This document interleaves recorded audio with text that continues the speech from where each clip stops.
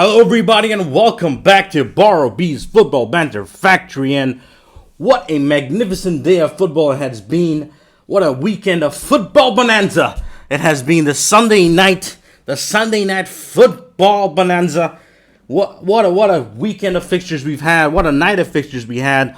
Let's get started with that man, Olivier Watkins. What a performance by Ole Watkins. His dream was to play for Arsenal, and he came to the Emirates, and he showed them exactly what they did not have. They did not have that man to put the ball in the back of the net. Well, they didn't have a lot of things, but that was one of them. And Ole came and showed Arsenal exactly what he's all about. Let's get to the match. What a game. What a team Aston Villa are, man. Like, what a well put together team. Dean Smith, JT, that man, JT, props to you, my man. You're up there on the poster. The man, the best defender in the history of the Premier League, has, along with Dean Smith, they've worked something out there. They've put together a team that is capable of challenging for European spots. Europa League is not out of their question. Who knows, given how surprising and weird the league is, they might even challenge for a Champions League spot. You never know. It can happen. Stranger things have happened in the past.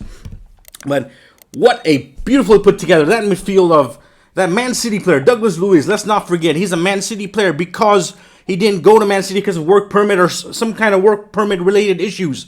Ross Barkley, finally showing his best football since his Everton days. He hasn't played this well at Chelsea, and he's finally showing his level in a club that's perhaps less in terms of expectation, but allowed him to flourish, to free himself. Jack Grealish is a baller. He's a baller. He is one of the best players in the Premier League right now. Make no mistake about it. He's probably the replacement of Eden Hazard in terms of what he represented for the Premier League. That explosive dribbling ability. No one can stop him when he's running with the ball, and I see a lot of that in Grealish, and he is banging form right now. He's playing the best football of his career. Our Aston Villa are balling. They completely deserve to win against Arsenal. 3-0 was actually the least they deserve. They probably deserve 4 or 5. Let's be honest. They dominated them. I was just thinking at 1-0, oh man, they're going to concede, aren't they? Because that's what happens. A smaller team comes and they don't take their chances. And we've seen this with Arsenal against West Ham when they won. They were dominated by West Ham, but they sneaked a result.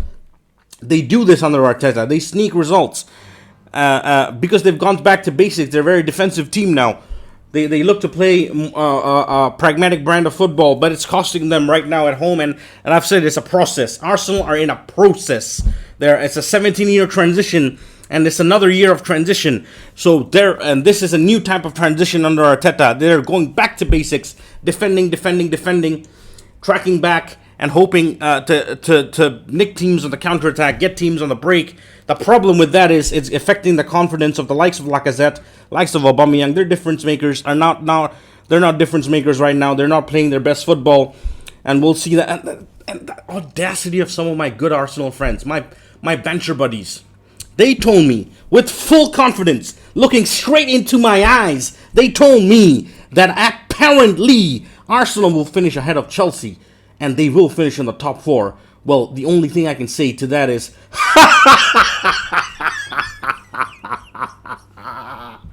woo! That takes some balls, my friend. That takes a lot of... you gotta be honest, that takes a lot of testicular fortitude to make a prediction like that. Because there ain't no way, and I mean no way, that's gonna happen. Because let me tell you, you look at the squad and you realize, El Neni is their starting holding midfield player. And as much as I like El Neni, he is not a world-class player. You look at they have so many they have a lot of numbers in Arsenal. They have a lot of players. And most of them are not good players. That's the problem. They don't have a squad of world-class players that challenge for a top 4 spot in a league that's this competitive. You look at Chelsea's squad, look at Arsenal's squad once, and you're like, okay, that's it. End the debate right there. The other games that I saw, let me turn on the air conditioner. Man City won, Liverpool won. It was a boring tactical battle. A game of tactics. First 20-25 minutes, Liverpool were all over Manchester City, and they got a boneheaded mistake from Kyle Walker, who was called an idiot by Roy Keane, and Kyle Walker made a very, very stupid decision.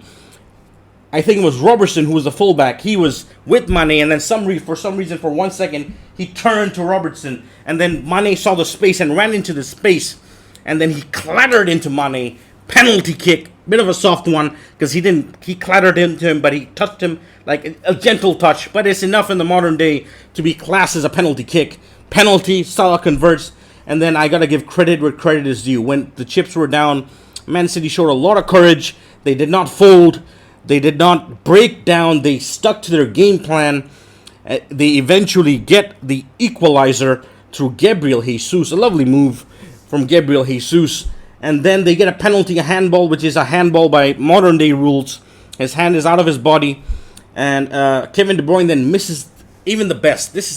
Even the best can have an off day. And De Bruyne was not. He just kind of looked stressed today. I don't know. I don't know. He just looked very stressed. Like something wasn't right with him.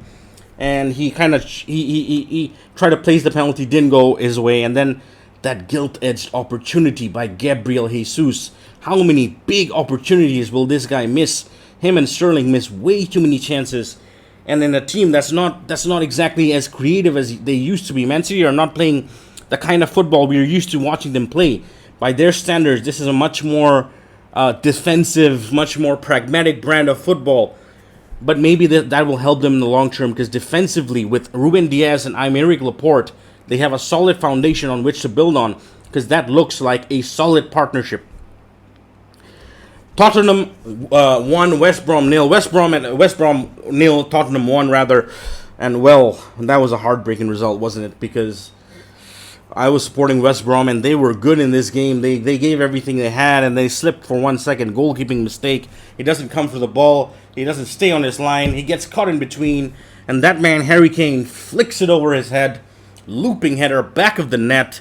Tottenham squeeze out a 1-0 result, and they're doing a lot of this, a lot of 1-0s these days, and that's what Mourinho likes. He's a man. He likes to grind out results, and he would if you give him a contract and say we win 1-0 every week, he'll take it. He's the kind of guy who loves his 1-0s. So they take it, and Tottenham are doing bits. They're in the title race for sure. You look at their squad, one glimpse of their squad, and you see why I say they're in the title race, because they have the quality. They absolutely have the quality.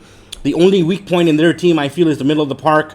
They perhaps lack the creativity of some of the other teams, but perhaps that's not what Mourinho's looking for. Maybe he's looking for a workman-like midfield. I don't see him playing both Ndombele and Lo Celso together, because they lack the work rate. Some of the other midfielders in Man City and Chelsea, for example, they are creative, but they also work hard. Likes of Havertz, Mount, they actually work really hard. Bernardo, obviously Kevin, they work really hard off the balls. Lo Celso and Ndombele don't really have that work rate. Lo Celso tries. Ndombele is just not in his game. A bit like Pogba, he just doesn't like to defend. So Mourinho I think, has figured that out, and he's using what he feels is the best use of his squad in terms of the balance. And that's the way, and they're definitely in the title race. And Tottenham, not so hot chick, are looking quite hot right now.